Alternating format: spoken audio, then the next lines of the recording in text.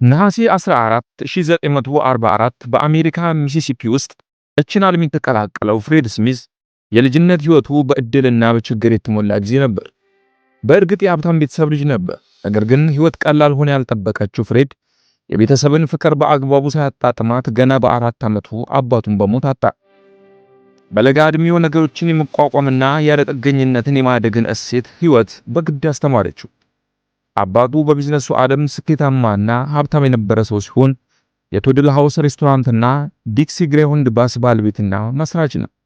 ከልጅነቱ ጊዜ ጀምሮ በአውሮፕላኖች እጅግ በጣም ይማረክ የነበረው ፍሬድ ሌሎች ልጆች ሲጫወቱ እሱ ግን ሰማዩን አንጋጦ አውሮፕላኖችን ይመለከታል።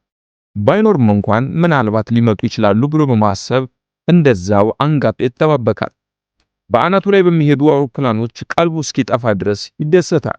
ቢይዛቸው ራሱ ምንኛ ደስ ባሉ ነበር።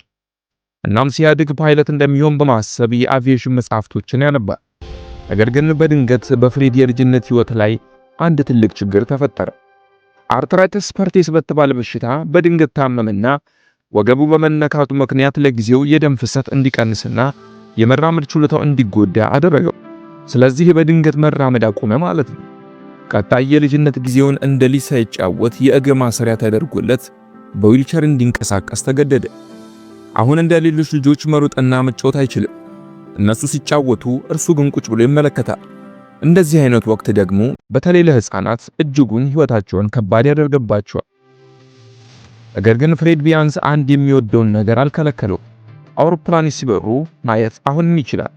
ብቻ በዚህ ሁኔታ ውስጥ ያደገው ፍሬድ ከዓመታት በኋላ 10 ዓመቱ አካባቢ ከበሽታው ማገገም ለውጥ ይታይበት ጀመር። ብዙም ሳይቆይ ሙሉ በሙሉ ወደ ቀደመ ጤንነቱ ተመለሰ።